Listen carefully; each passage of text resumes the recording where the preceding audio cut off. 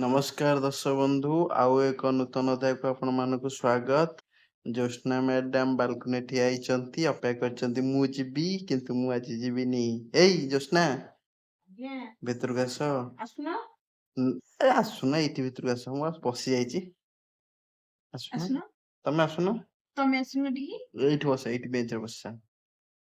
ପାଞ୍ଚଟି ତ ପ୍ରଶ୍ନ ପଚାରିଦେବି ଆଉ ବାଲକୁନି କିଏ ଯିବ ଏତେ ପ୍ରଶ୍ନ କରିକି। ଭାରି କଷ୍ଟ ତମକୁ ଦେଖୁଛି, ଭାରି କଷ୍ଟ। କଣ କଷ୍ଟ ଦେଖୁଛ ଦିନ ଯାକ ଗୋଟେ ଲୋକ କେତେ ଆରେ ଦିନ ଯାକ ଖଟୁଛି। ଗୋଟେ ଲୋକ ଦିନ ଯାକ ବସୁଛି ବୋଲି ତ ସେଇଥିପାଇଁ ଡାକୁଛି, ଆସ ଛିଡା ହେଇକି ପଚାରିବ। ହଉ ଛାଡ, ମୁଁ ଷ୍ଟାର୍ଟ କରିଦିଏ। ନମସ୍କାର ଦର୍ଶକ ବନ୍ଧୁ, ଜୟ ଜଗନ୍ନାଥ। ମୋ ସ୍ୱାମୀ କେତେ କୋଡିଆ ନାଇଁ ନାଇଁ କୋଢିଆ ନୁହଁ, ଭୁଲ ହେଇଯିବ, ପାପ ଲାଗିବ। ମାନେ ଉଠିବାକୁ ତାଙ୍କୁ କଷ୍ଟ। ସେ ସେଠି ବସି ବସି ତାଙ୍କ ପୁରା ସେଟ୍ ହେଇଗଲାଣି, ପୁରା ଫେବିକ୍ୱିକ୍ ଭଳିଆ। ହଉ କମ୍ପ୍ଲେନ୍ ସଇଲା, ପ୍ରଶ୍ନ ପଚାରିବି। ମାନେ କମ୍ପ୍ଲେନ କଲେ ସରିବନି। ଆଉ କଣ ଅଛି କହିଦେ, ସାରିଦିଅ କମ୍ପ୍ଲେନ୍ ତକ। ନା ଏତେ ବି କଲେ ଭଲ ନୁହଁ। ଗୁରୁବାରଟା ତ ଆଜି, ମା ଲକ୍ଷ୍ମୀ ରାକ୍ଷୀ। ହଉ ଆଜି ଗୁରୁବାର। ତତେ ସ୍ୱାମୀ ନାଁରେ କଣ ଏତେ କମ୍ପ୍ଲେନ କରୁଛୁ? ହଉ ପ୍ରଥମ ପ୍ରଶ୍ନ, ତାର ଗୋଟେ ସୁନ୍ଦର ନାଲି ମୁକୁଟ ଅଛି।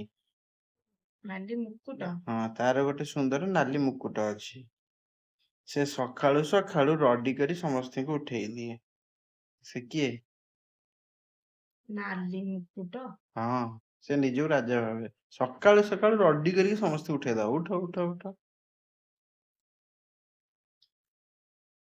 ନାଲି ମୁକୁଟ କଣ? କୋଇଲି? କୋଇଲି ମୁଣ୍ଡରେ ନାଲି ମୁକୁଟ ଅଛି? ତା ମୁଣ୍ଡରେ ନାଲି ମୁକୁଟ ଅଛି। ମୁଁ ତ ସେଇଆ ଭାବୁଛି, ନାଲି ମୁକୁଟ କାହାର? ଆଲାରାମ? ଘଣ୍ଟା ଆଲାରାମ? ରଡି କରିକି ସମସ୍ତଙ୍କୁ ଉଠେଇ ଦିଏ। ତ କାହିଁ ଦେଖିନି। ଜୀବନ୍ତ। ଜୀବନ୍ତ? ରଟି କରିକି ଉଠେଇ ଦିଅନ୍ତି? ହୁଁ ତା ଉପରେ ନାଲି ମୁକୁଟ? ହୁଁ।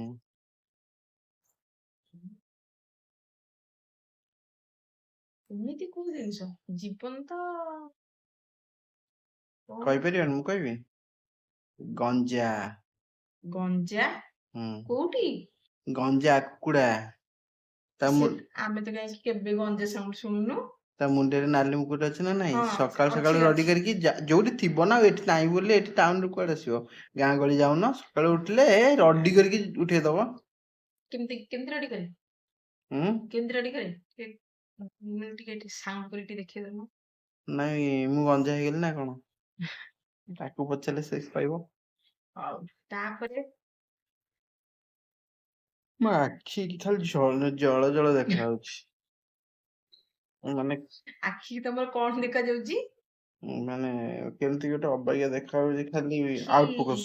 ଇନଫେକ୍ସନ ହେଲା ଦିନଠାରୁ ସାରଙ୍କର ଆଖିକୁ କ୍ଲିୟର ଦେଖାଯାଉନି ଭଲସେ, ଅକ୍ଷର ଗୁଡା, ଲେଟର ଗୁଡା। ଆଉ କମ୍ପ୍ୟୁଟର ସାମ୍ନାରେ ବସି ବସି କେବଳ କମ୍ପ୍ୟୁଟର ଜିନିଷ ହିଁ ଦେଖାଯାଉଛି, ଆଉ କିଛି ନାହିଁ। ସେଇଠି ହୁଁ। କମ୍ପ୍ୟୁଟର ଠିକ। ଜିନିଷ ଭଲସେ ଦେଖାଯାଉଛି, ସିଏ ଇଂଲିଶରେ ଲେଖା ହେଇଛି ଟିକ ଟିକ, ସେଗୁଡା ଦେଖାଯାଉଛି। କିନ୍ତୁ ମୋବାଇଲ ଲେଟର ଦେଖାଯାଉନି। ହଁ, ସେଟା ଗଲା ନେକ୍ସଟ। ସେ ଏମିତି ଏକ ପାହାଡ ଯାହା ସବୁବେଳେ ବରଫରେ ଢାଙ୍କି ହେଇକି ଥାଏ ଏବଂ ଭାରତର ଉତ୍ତର ଦିଗରେ ଅଛି। କହିପାରିବ ସେ ପାହାଡର ନାମ? ଭାରତର ଉତ୍ତର ଦିଗରେ ଅଛି? ହଁ।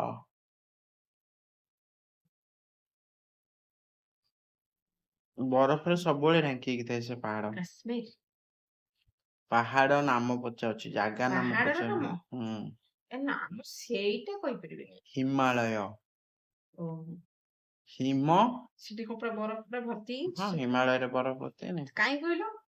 ତମେ ତ ମତେ ନେଇନ, ସେଇଥିପାଇଁ ମୁଁ କହିପାରିବି। ହିମାଳୟ କିଏ ଯାଉଛନ୍ତି? ହିମାଳୟ ତ କିଏ ଯାଇ ସିମଲା ଯିବେ, ଦାରିଙ୍ଗବାଡି। ଏ ନା ଦାରିଙ୍ଗବାଡି ମୁଁ ଦାରିଙ୍ଗବାଡି ଦୁବାଇ ପଟେ ଯିବି ଫାଷ୍ଟ। ସିମଲା, ନହେଲେ ସେପଟେ ମନାଲି। ମୁଁ ଫାଷ୍ଟ କିନ୍ତୁ ଦୁବାଇ ଯିବି। ହଉ ନେକ୍ସଟ ପ୍ରଶ୍ନ, ଦୁବାଇ। ହୁଁ। ଆଉ ଯିବ ଆଉ। ତାର ଗୋଟିଏ ବଡ ଲାଞ୍ଜ ଅଛି। ଘରର ଚାଳ ଉପରେ ଡେଇଁ ଡେଇଁକି ବୁଲେ।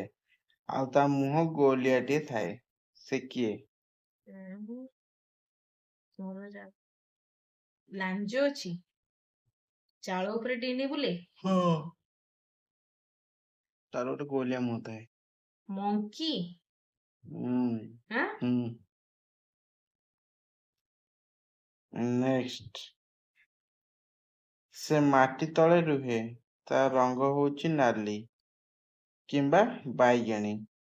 ହୁଁ।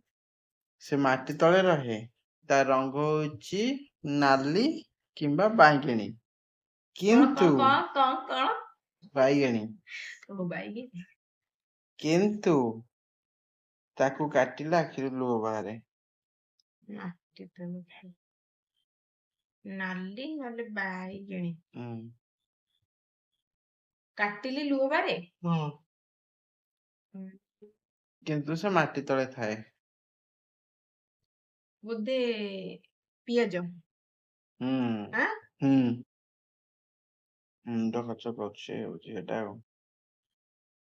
ରସୁଣ ବି ତ ମାଟି ତଳେ ଥାଏ ବୋଧେ। ହୁଁ ରସୁଣ ବି ତ ମାଟି ତଳେ ରହେ। ଧଳା। ସେ ମାଟି ତଳେ ମାଟି ହେଇଯାଇନି।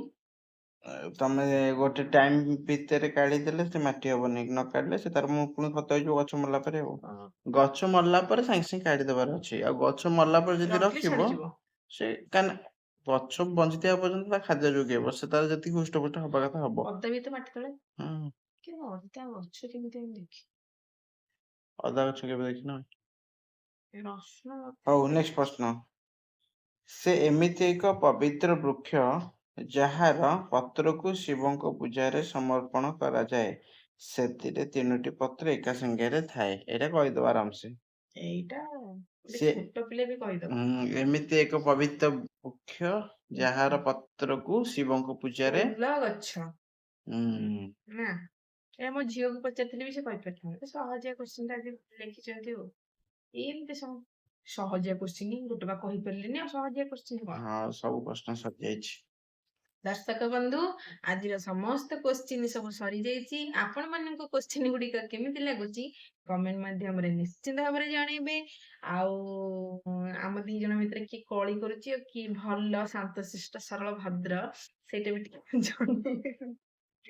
ଆଉ ମୋ ଭିଡିଓକୁ ଟିକେ ଲାଇକ୍ କମେଣ୍ଟ ସେୟାର କରିବେ ଆଉ ସବସ୍କ୍ରାଇବ କରିବେ। ଆଜି ପାଇଁ ଏତିକି ନମସ୍ତେ। ଭଲରେ ଥାଆନ୍ତୁ ସମସ୍ତେ।